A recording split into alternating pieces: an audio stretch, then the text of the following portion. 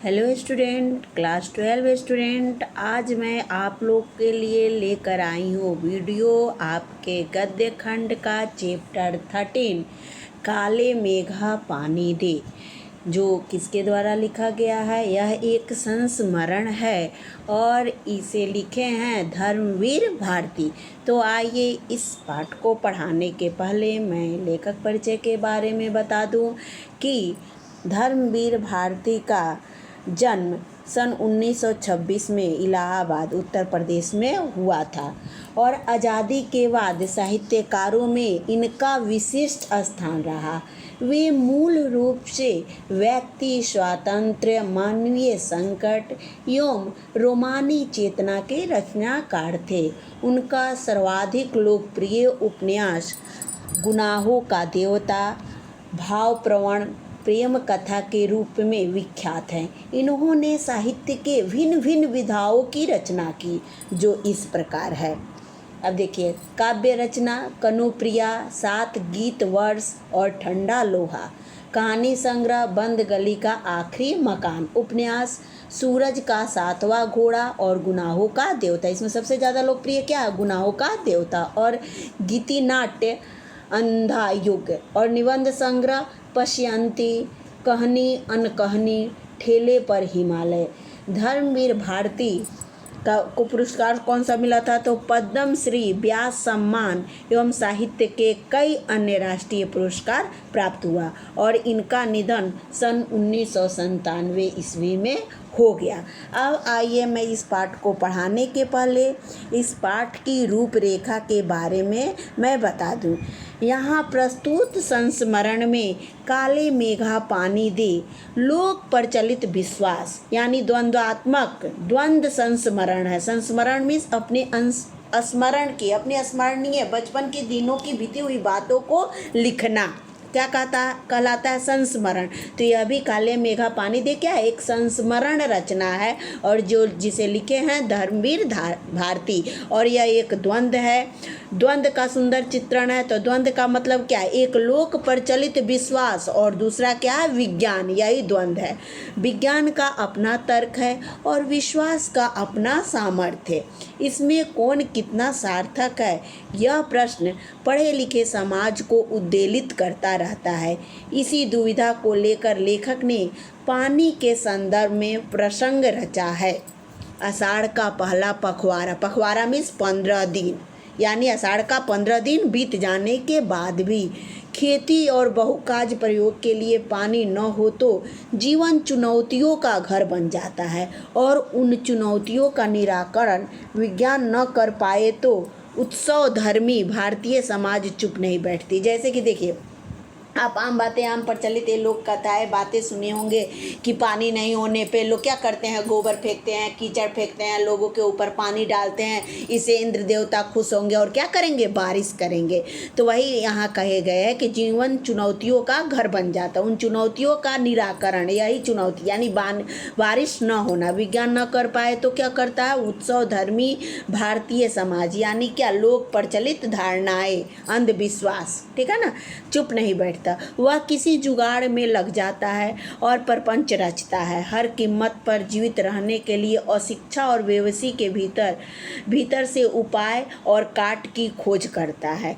लेखक ने अपने किशोर यानी मालूम है जवानी के समय किशोर जीवन के इस संस्मरण में दिखलाया है कि अनावृष्टि में सूखा पड़ना, पानी न होना दूर करने के लिए गांव के बच्चों की इंदर सेना द्वार द्वार पानी मांगते चलती है और लेखक का तर्कशील किशोर मन भीषण सूखे में उसे पानी की निर्मम बर्बादी यानी क्या? बच्चे पानी मांगने के लिए क्या करते हैं? द्वार द्वार जाते हैं, लोग क्या करते हैं? उनके ऊपर पानी फेंकते हैं। तो अब बताइए, एक तो पानी की कमी अनावृष्टि के कारण और दूसरा उनके ऊपर पानी फेंकना। तो ये क्या है? पानी की बर्बादी रूप में देखता है। इसे किशोर मन का वितर्क नहीं, वैज्ञानिक तर्क ही कहना चाहिए और विज्ञान विषय ही इतने दीर्घ काल तक पढ़ाई और विज्ञान उपलब्ध आविष्कारों से अपने जीवन को भौतिक सुख सुविधाओं से भरते रहने के बावजूद इस देश के जनमानस में ऐसी वैज्ञानिक दृष्टि का न जन्म पाना अफसोस नाक ही कहा जा सकता है। पर जनता के सामूहिक चित्त में बैठे विश्वासों का क्या करें, यानी अंधविश्वास, ये जो रूढ़िवादी अंधविश्वास उन लोग के दिमागों में बैठे हैं उसके बारे में लेखक कह रहे हैं कि क्या करें। जिनसे संचालित होने वाले कुछ लौकिक कर्मकांड संस्कृति की घटना के रूप में हमें लगते हैं, यदि वे विश्वास प्रत्यक्षतः जानलेवा या नस्ल, जाति, मजहब और लिंग के आधार पर किसी समुदाय के लिए अपमानजनक हो, तब उन्हें अंधविश्वास कहकर उनका शीघ्र अतिशीघ्र निराकरण ही एकमात्र क्या कर्तव्य है। कहने का मतलब देखिए, विश्वास दो तरह के होते हैं। एक विश्वास जो फलकारी होते हैं, जो सबके लिए लाभप्रद होते हैं, और दूसरा अंधविश्वास जो जिससे किसी को क्या लाभ नहीं होता, केवल लोगों को क्या मिलता है, हानि होती है उससे। ऐसे अंधविश्वास से लेकर बहुत दुखी हैं, वो सोच रहे हैं इसका निराकरण किस प्रकार करें, और इसका निराकरण बहुत जरूरी है, एकमात्र कर्तव्य है। पर यदि कुछ विश्वास विज्ञान सम्मत न होकर भी उक्त तरह से हानिकर न हो, तो उसके साथ भी उसी प्रकार का बर्ताव क्या उचित है। ऐसा करने में हमें क्या सांस्कृतिक मन के खाली खाली हो जाने का खतरा नहीं। कहने का मतलब जो जानलेवा न हो तो उसके साथ अगर उसी प्रकार का बर्ताव करे तो क्या हो जाएगा, हमारा मन खाली खाली, सांस्कृतिक मन क्या हो जाएगा, खाली खाली हो जाने का खतरा हो जाएगा। यही द्वंद्व चीज़ उनके मन में चल रहा है। किसके मन में, धर्मवीर भारती के। विश्वास की तो एक रचनात्मक भूमिका हो सकती है, आपातकाल में निराश दूर करने या अधीरता को थामने अथवा विभक्त जन चेतना को जोड़ने के अर्थ में। क्या ये आपातकाल का निराश, यानी विश्वास की रचनात्मक भूमिका होती है, दो तरह की होती है, ठीक ना। अब सवाल रह जाता है कि बारिश के लिए किए जाने वाले उक्त भोले प्रयत्न किस कोटि के अंतर्गत है। लेखक ने कोई निर्णय नहीं दिया है, पर एक बात स्पष्ट होती है कि जीजी की संतुष्टि और अपने प्रति उसका सद्भाव बनाए रखने के लिए वह उन तमाम रीति रिवाजों को ऊपरी तौर पर ही सही अपनाने को बचपन में बाध्य बना रहता था। कब, जब बच्चे थे लेखक, तब की बात बता रहे हैं। पर इससे क्या संकेत लिया जा सकता है, विज्ञान का सत्य बड़ा या सहज प्रेम का रस, या दोनों। कहने का मतलब प्रेम के कारण वो सब चीज़ मानने को तैयार हो जाते थे। क्या कि जो उनकी रीति रिवाज, जो उनके जीजी उनको कहने के लिए करती थी, मजबूर करती थी, वो उनके प्रेम के खातिर वो करने को तैयार रहते थे और करते भी थे। लेकिन जब बड़े हुए तो उन्हें उचित और अनुचित का फर्क महसूस हुआ, तब उन्होंने कहा कि विज्ञान का सत्य बड़ा है या सहज प्रेम या रस, दोनों। ठीक है, अब आइए मैं यहाँ ये संस्मरण स्टार्ट करने जा रही हूँ। यहाँ से आपका काले मेघा पानी दे पाठ स्टार्ट हो रहा है, ध्यान से सुनेंगे। वो पाठ का सार संक्षेप था, पाठ की रूपरेखा थी कि इस पाठ में लेखक ने अपने मन की भावना को किस तरह से उजागर करने का प्रयत्न किया है। अब देखिए, उन लोगों के दो नाम थे, जो बच्चे थे, बालक थे, युवा थे, जो 12 साल से लेकर 18 साल के बच्चे इसमें रहते थे।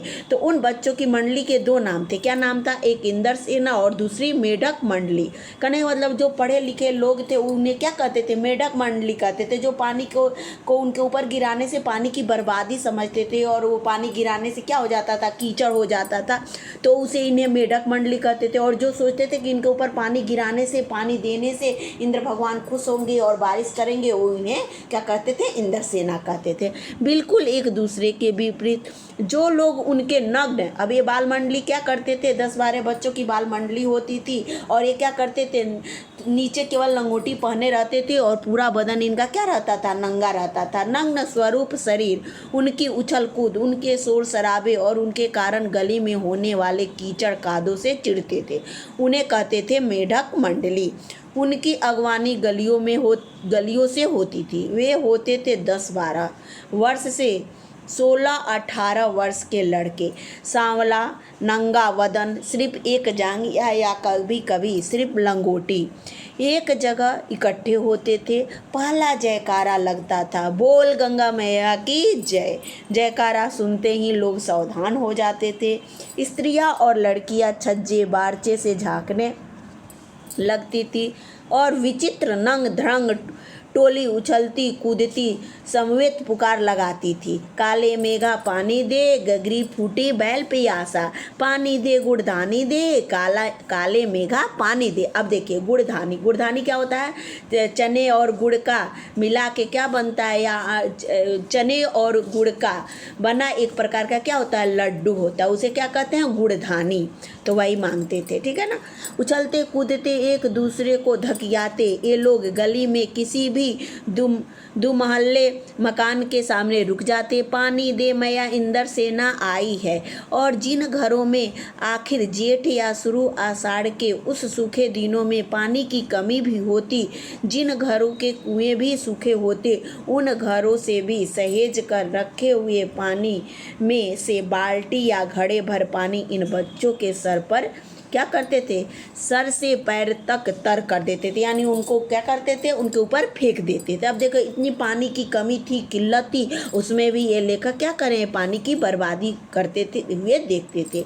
ये भीगे बदन मिट्टी में लौट जाते थे, पानी फेंकने से पैदा हुआ कीचड़ में लथपथ हो जाते, हाथ पाँव बदन मुंह पेट सब गंदा कीचड़ मलकर फिर हाँक लगाते, बोल गंगा मैया की जय, और फिर मंडली बांधकर उछलते कूदते अगले घर की ओर चल पड़ते। बादलों को टेरते काले मेघा, यानी बादलों को टेरते मीन्स आवाज लगाते पुकारते, काले मेघा पानी देवे। सचमुच ऐसे दिन होते जब गली मोहल्ला गांव शहर हर जगह लोग गर्मी में भून भून कर त्राहिमाम कर रहे होते।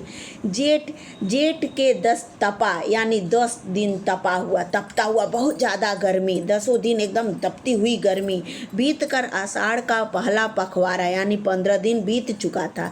पर क्षितिज पर कहीं, यानी जहाँ धरती और आकाश मिलती हुई कहीं भी बादल उठता है तो आप देखते हैं, तो उसे क्या कहते हैं, क्षितिज। क्षितिज का मैं कई बार बता दी हूँ कि आकाश और धरती का संधि स्थल, जहाँ दोनों मिलते हुए नजर आते हैं। तो क्या क्षितिज पर कहीं बादल की रेख भी न दिखती होती, कुएं सूखने लगते, नालों में एक तो बहुत कम पानी आता और आता तो आधी रात को तो मानो खौलता हुआ पानी। अब क्या, नालों में तो एक बहुत कम, क्यों, चारों तरफ क्या हो गया था, सूखा पड़ गया था, कुएं नदी नाले सब क्या हो गए थे, सूख गए थे, और आता भी तो आधी रात को क्या एकदम गर्म पानी लगता था कि खौलता हुआ पानी है। शहरों की तुलना गांव में तो और भी हालत क्या थी, खराब होती थी। जहां जुताई होनी चाहिए वहां खेतों की मिट्टी सूख कर पत्थर हो जाती थी, और पानी ना हो तो खेत खलिहान सब चीज़ सूख जाएंगे और फसल भी नहीं होंगे। फिर इसलिए क्या करते थे, इंदर सेना इस तरह के लोक प्रचलित धारणाएं करते थे जिससे बारिश हो और चारों तरफ क्या हो, बारिश हो, इंद्र भगवान बारिश करे और ये सारे खेत खलिहान क्या जो सूखे पड़े हैं उसमें हरियाली आ जाए। फिर उसमें पपड़ियाँ पड़कर ज़मीन फटने लगती। लू ऐसी कि चलते चलते आदमी आधे रास्ते में लू खाकर गिर पड़े, ढोर डंगर प्यास के मारे मरने लगते। अब देखते रहिए, इतना ज़्यादा जैसे कि गर्मी पड़ती थी कि पूछिए मत, सबकी हालत क्या होती थी, खराब हो जाती थी। और सभी प्यास के कारण सबके, देखते हैं जब काफ़ी गर्मी पड़ती है तो क्या होती है, चारों तरफ लोग छटपटा कर मरने लगते हैं, पशु पक्षी जीव जंतु सभी क्या होते हैं, छटपटा कर मरने लगते हैं। तो उन्हीं की बात कहा जा रहा है कि सभी क्या होते थे, छटपटा कर मरने लगते थे।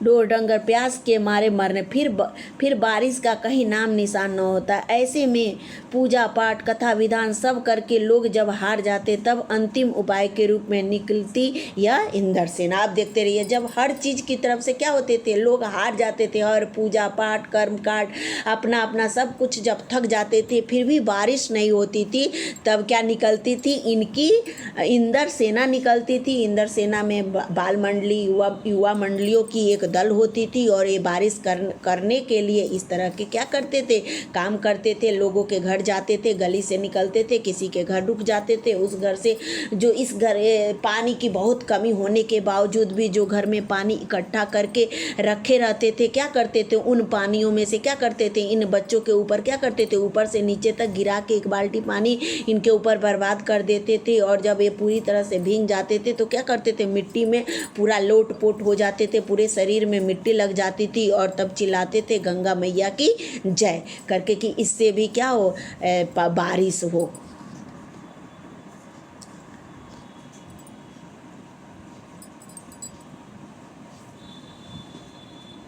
ठीक है, निकलती। वर्षा के बादलों के स्वामी हैं इंद्र, और इंद्र की सेना टोली बांधकर कीचड़ में लथपथ निकलती, पुकारती हुई मेघों को पानी मांगते हुए प्यासे गलों और सूखे खेतों के लिए। पानी की आशा पर जैसे सारा जीवन आकर टिक गया हो। जल ही जीवन है, सभी कोई जानता है। पानी नहीं तो कुछ नहीं। जीवन की गति क्या होती है, रुक सी जाती है। अब पानी से ही हर चीज़ चलने वाला, और अगर पानी ही ना हो तो कोई भी चीज़ चलने वाला नहीं हो।